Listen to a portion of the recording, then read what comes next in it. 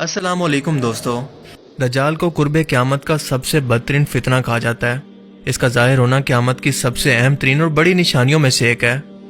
अहादीस मुबारक से ये साबित है कि दज्जाल कोई सिस्टम नहीं बल्कि एक असली शख्सियत होगा और पूरा सिस्टम जो कि इस वक्त यहूदी कौम के कंट्रोल में है इसे सपोर्ट करेगा। इसी टेक्नोलॉजी से वो ऐसे मौजूद लोगों को दिखाएगा कि कमजोर अकीदा के लोग इसे खुदा मानकर इसके पीछे चल पड़ेंगे, इसे खुदा मान लेंगे, क्योंकि इसके एक हाथ के अंदर जन्नत और इसके दूसरे हाथ के अंदर अपने खुद की तैयार की हुई जहन्नुम होगी। लेकिन इसकी फितरत के मुताबिक ये सब कुछ झूठ और नजर का धोखा होगा, क्योंकि अल्लाह के रसूल सल्लल्लाहु अलैहि वसल्लम ने फरमाया कि जब तुम ये वक्त पाओ तो बिना खौफो खतर इसकी जहन्नुम के अंदर कूद जाना, क्योंकि यही असल जन्नत होगी और इसकी जन्नत असल में जहन्नुम। दज्जाल के फितना से मुतालिक हर एक पैगंबर अपनी अपनी कौमों को इसके मुतालिक डराते रहे कि क़यामत से पहले ऐसा बदतरीन फितना रुए जमीन पर और कोई नहीं आया। लेकिन रसूलुल्लाह सल्लल्लाहु अलैहि वसल्लम क्योंकि अल्लाह के आखिरी नबी हैं, लिहाजा आप पर यह लाजिम था कि उम्मत को इसकी निशानियां खोल खोल कर बयान फरमाते, ताकि आपकी उम्मत के लोग इस वक्त के अंदर इन्हीं निशानियों से इस दज्जाल को पहचान कर इसका मुकाबला करें। और आप सल्लल्लाहु अलैहि वसल्लम ने बिल्कुल ऐसा ही किया। मगर दोस्तों, मामला इतना सादा भी नहीं है, क्योंकि अगर इन निशानियों से दज्जाल को पहचानना इतना ही आसान था तो अल्लाह के रसूल सल्लल्लाहु अलैहि वसल्लम हमें बार बार इस फितना से डराते और खबरदार भला क्यों करते। दज्जाल की हर एक निशानी, मसलन इसकी बाएं आंख का काना होना, बाल गुंगराले, गंदमी रंगत, माथे पर काफिर लिखा होना और यहूदी नस्ल से होना। सवाल यह है कि क्या दज्जाल इस वक्त भी दुनिया के अंदर मौजूद है? अगर हाँ तो कहाँ? ये सबसे अहम सवाल है, क्योंकि अल्लाह के रसूल सल्लल्लाहु अलैहि वसल्लम ने इसकी कैद की जगह तक की निशानदेही कर दी थी कि वो इस वक्त कहाँ मौजूद है और किस वक्त दुनिया में जाहिर होगा। अगर आज इन्हीं निशानियों को सामने रखकर हम इस जजीरे की लोकेशन निकालने की कोशिश करें तो जो हकायक हमारे सामने आते हैं आपको शॉक कर देंगे। मगर ये सब समझने से पहले कि दज्जाल इस वक्त इस टाइम के अंदर कहां पर मौजूद है, हमें एक सहाबी जिनका नाम था हजरत तमीम दारी, इनके समंदरी सफर और दज्जाल से इनकी मुलाकात का वाकया जानना इंतहाई जरूरी है, जिसे रसूलुल्लाह सल्लल्लाहु अलैहि वसल्लम ने भी कंफर्म किया कि हाँ, जिस शख्स से तुम मिले थे वो दरअसल दज्जाल ही था। ये सही मुस्लिम की एक तवील हदीस है जिसका मफहूम है कि रसूलुल्लाह सल्लल्लाहु अलैहि वसल्लम के एक सहाबी हजरत तमीम दारी, जो कि पहले क्रिश्चियन थे, जब रसूलुल्लाह सल्लल्लाहु अलैहि वसल्लम के पास इस्लाम कबूल करने के लिए हाजिर हुए तो अपने एक समंदरी सफर का अहवाल आप सल्लल्लाहु अलैहि वसल्लम से बयान किया।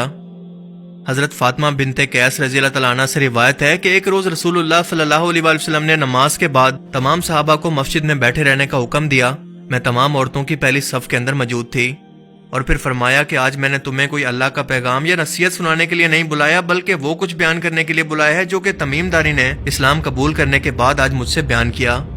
वो कहते हैं कि मैं अपने जवानी के दिनों के अंदर अपने 30 लोगों के साथ अरब के मशरिक के अंदर समंदरी सफर पर था कि अचानक से मौसम खराब हो गया। ऊंची ऊंची समंदरी लहरें उठने लगी। मौसम इतना खराब हो गया कि पूरे 1 महीने तक हमारा जहाज समंदर के अंदर हिचकोले खाता रहा और हमें कुछ नहीं पता था कि हम लोग कहाँ पर जा रहे हैं या कहाँ पर मौजूद हैं।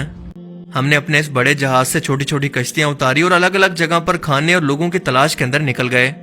मैं अपनी कश्ती पर बैठकर कुछ लोगों के साथ एक जजीरे पर पहुंचा, जहां पर एक अजीबो गरीब किस्म के जानवर को हमने अपने सामने खड़े देखा, जिसका जिस्म बालों से मुकम्मल तौर पर भरा हुआ था। यह चीज इंसानों की तरह बातें कर सकती थी। हम लोग इसे देखकर डर गए कि आखिर ये क्या चीज है। मैंने पूछा कि तुम क्या भला हो? इसने जवाब दिया कि मेरा नाम है जसासा।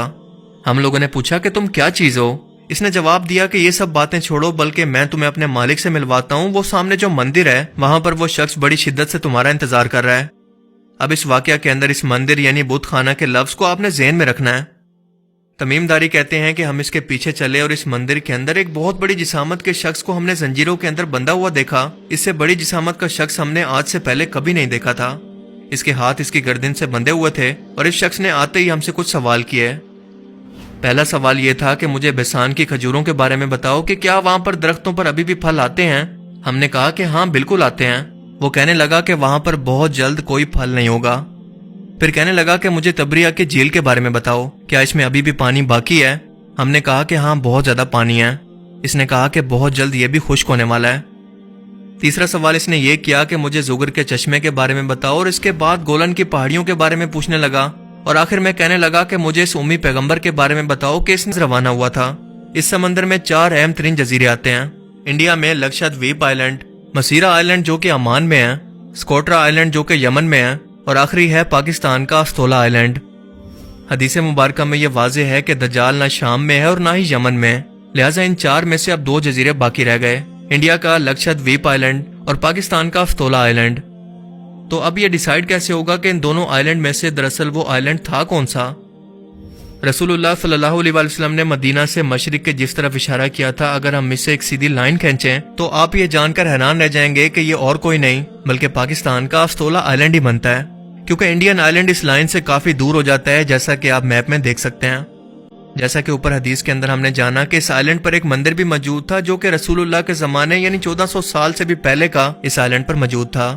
لہٰذا اپنے شک کو یقین میں بدلنے کے لیے ہمیں اس آئلینڈ پر ایک ایسے ہی مندر کو تلاش کرنا ہوگا، لیکن انڈیا کے اس آئلینڈ پر ایسا کوئی مندر موجود نہیں، پر ہاں پاکستان کے افتولہ آئلینڈ پر یہ آج بھی موجود ہے۔ جی ہاں، یہ مشہور کالی ماتا کا مندر ہے جسے تباہی پھیلانے والی خطرناک اور خوفناک قسم کی دیوی ہندوؤں کے عقیدے کے اندر مانا جاتا ہے۔ اس کے بھی جسم پر بہت زیادہ بال موجود ہیں، بالکل وہی ہولیا جیسا کہ جساسا کا تھا۔ اور یہ مندر بھی یہاں پر کچھ 100 سال پہلے نہیں بنایا گیا بلکہ آج سے 2000 سال پہلے چکی ہیں۔ آئیے ذرا جانتے ہیں۔ سب سے پہلے بیسان کی کھجوروں کی نشانی پر غور کریں، کیونکہ بیسان کا علاقہ پہلے فلسطین کے اندر شامل تھا اور حضرت عمر کے دور کے اندر اسے شرجیل بن حسنہ اور عامر بن عاص نے فتح کیا تھا، جبکہ 1948 تک یہ علاقہ اردن کا حصہ تھا جس پر اسرائیل نے قبضہ کر لیا۔ بیسان اپنی کھجوروں کے باغات کے لیے انتہائی مشہور تھا اور اس وقت بھی بیسان کا کچھ علاقہ اردن کے پاس ہے، مگر اس تمام علاقے کے اندر موجود کھجوروں کے باغ بالکل ختم ہو چکے ہیں، جیسا کہ دجال نے بیان کیا تھا۔ اس کا دوسرا سوال تھا بحر تبریہ یعنی لیک آف گلیلی کے متعلق کہ کیا اس کا پانی اب تک خشک ہو چکا ہے؟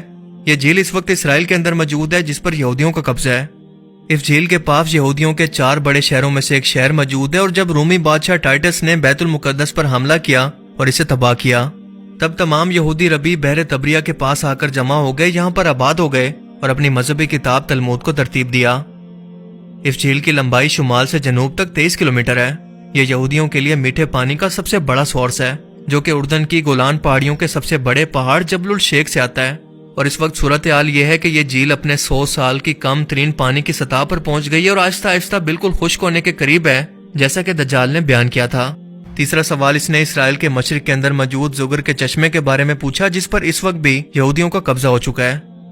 اس کے بعد دجال کا اگلا سوال تھا گولان کی پہاڑیوں کے بارے میں، جنہیں 1967 کی جنگ کے اندر اسرائیل نے شام سے چھین لیا تھا، اور اس پہاڑی علاقے کی سب سے اونچی چوٹی ہے جبل الشیخ، جہاں پر ایک طرف سے بیت المقدس اور دوسری طرف اس کے نیچے سے دمشق نظر آتا ہے۔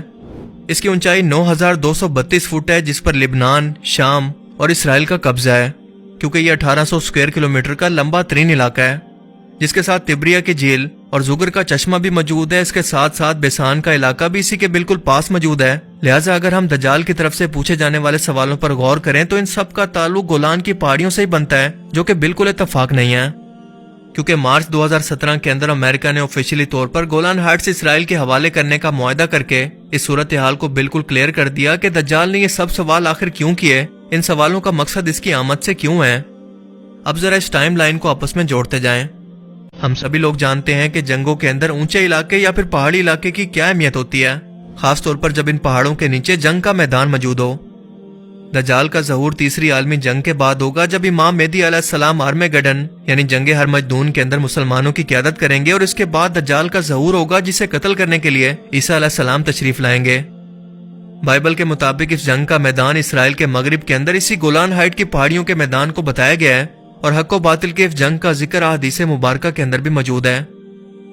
اسرائیل نے گولن ہائٹس پر قبضہ کر کے اس جنگ کی تیاری شروع کر دی اور صرف اپنے مسیح دجال کے انتظار میں ہے کہ وہ کب دنیا کے سامنے ظاہر ہو کر اپنی خدائی کا اعلان کرے اور یہودی قوم کی بادشاہت کو سنبھال کر مسلمانوں کے خلاف جنگ کرے۔ اور اب آپ کو سمجھ جانا چاہیے کہ کیوں اس وقت عالم کفر پوری دنیا کے مسلمانوں کے خلاف ایک یونائٹڈ نیشن کا بلاک بنا کر اس جنگ کی تیاری مکمل کر چکا ہے، مگر ہم لوگ ابھی تک اسی غفلت کے اندر ہیں۔